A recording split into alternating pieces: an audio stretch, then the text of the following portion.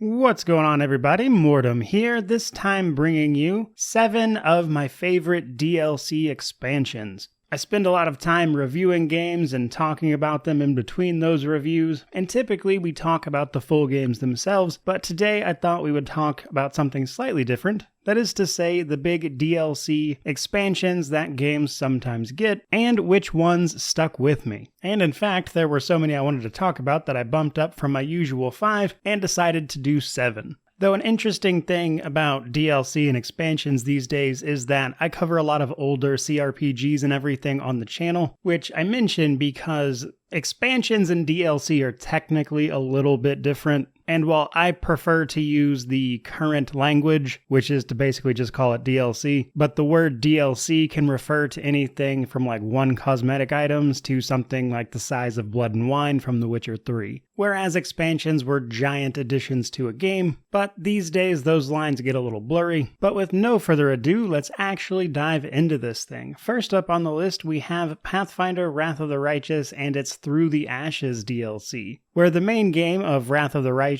is this giant epic story about taking back the world wound from demons. Through the Ashes is quite a bit different. We actually play the role of regular civilians trying to escape the initial attack on Canabris that opens up the game. So rather than being some epic hero fighting demons, we're just trying to survive and make it to a safe place. And I really enjoy the premise of Through the Ashes because it kind of changes the way you approach everything. Much of that DLC is structured around having limited resources, even taking some extra penalties to things like your attack rolls, etc., by not being able to find solid weapons, that kind of thing. And it makes for a much more tense experience that kind of forced me to play the game a bit differently, which after hundreds of hours of playing the traditional fashion, let's say, I really appreciated Through the Ashes approach and kind of breaking up the gameplay a little bit. That, though, brings us to number 2 on the list, and this is of course the Shivering Isles DLC from The Elder Scrolls IV Oblivion, a DLC that takes us to the mad god Sheogorath's realm, known of course as the Shivering Isles. This DLC blew me away like it did many other people at the time, and I especially remember the opening, where you're talking to Haskell in this room, and then the room suddenly explodes into butterflies, and you're on the Shivering Isles. And while it doesn't look all that impressive now, at the time that little visual scene really blew me away. I was fully immersed. Combine that with some of the game's most interesting stories to tell via side quests, as well as the excellent main story for the DLC itself, seeing our hero mantle the role of Sheogorath, while at the same time giving you tools and resources that suit the end of a title, where they're kind of just letting you go crazy. You can change the weather at will, that kind of thing. And they let you finally do all this really fun stuff because effectively it's the end. And you can really just have a ton of fun with it, which as a total package makes the Shivering Isles a fantastic DLC. But that brings us to number 3, which is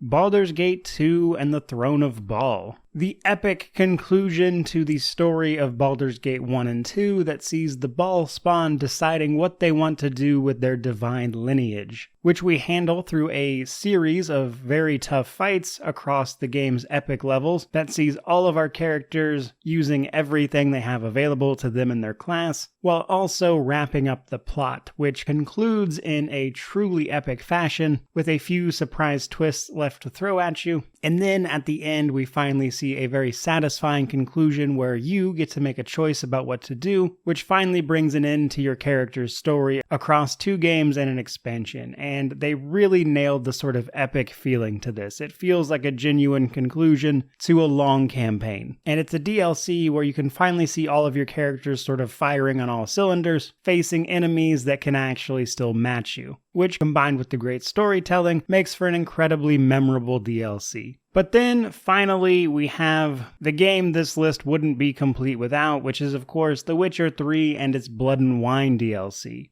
which is probably one of the most popular DLCs out there, and for good reason, as it's basically an entire game by itself. It is massive, gives you a huge region to explore that's beautiful to look at and explore, all sorts of lore to dive into, a story that is truly epic, which then ends with one of the best boss fights in the entire game, and a narrative that can still go a couple of different ways as well. Blood and Wine is sort of the standard to which all other expansions wish they could live up to. It is truly one of the best DLCs out there, and chances are you've heard something to this effect many times before watching this video. But when you finally walk away from this DLC, and presuming it's the last thing you do in the game, and you get to see the sort of end scene with Geralt at his estate, really just draws the entire series to a close, for Geralt at least, and it was incredibly well done. For number 5, though, we have one that is near and dear to my own heart, and this is Pillars of Eternity 2's Beast of Winter. Now, while it's not really the most popular DLC for that game by any means, it's a personal favorite of mine simply because of a lot of the topics it covers are of interest to me. You see, the Beast of Winter is actually Rimmergand, the god of oblivion and entropy. One of his nicknames is the Beast of Winter. And he's actually one of my favorite characters in the lore of Pillars of Eternity, so a DLC that focuses around him and what he's all about was inherently very interesting to me, and I enjoyed it very much. Combine that with a really cool narrative, and Vatnir, the ending's godlike, and we're having a pretty good time. Vatnir is especially interesting because he's the only ending's godlike we meet in the games, which is to say he is someone who was blessed, let's call it, by Rimmergand when he was born, meaning he takes on the appearance of that god. However, Rimmergand, by his very nature, is one of a few gods that don't really have much to do with their godlike children, but nonetheless, Vatnir and the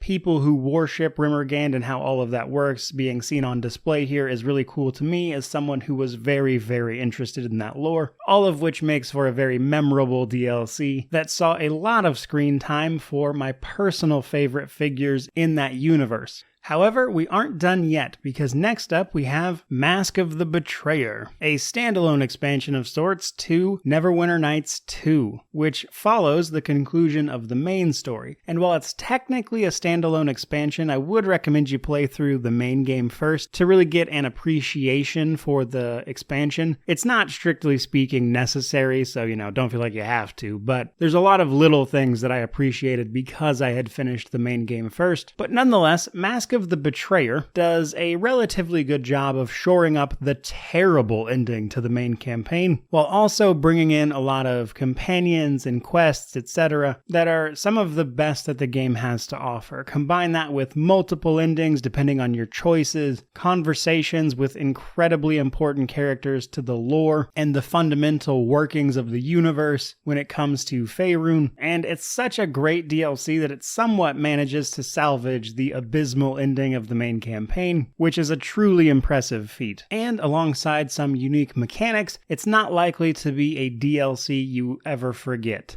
Last but not least, we have Diablo 2 Lord of Destruction. These days, and somewhat uniquely to Diablo 2 in this case, Lord of Destruction has become so tied to the main game that sometimes people will forget that it's an expansion and everything that it covered, especially now that we have D2 Resurrected, which includes it with the base game. However, in addition to bringing 2 new classes to the game, a lot of people tend to forget Lord of Destruction is actually what brought the rune words into the game, which are typically your best in slot items outside of some uniques that you find runes as you play through the game, slot them in a particular order and socketed items, and you get an even more powerful effect called a rune word. Lord of Destruction also changed things like how hirelings worked. Before this, you could not take them outside of the act that they were hired in. So everyone's favorite Act 2 mercenary had to stay in Act 2. And truth be told, that's really just scratching the surface of everything that Lord of Destruction added.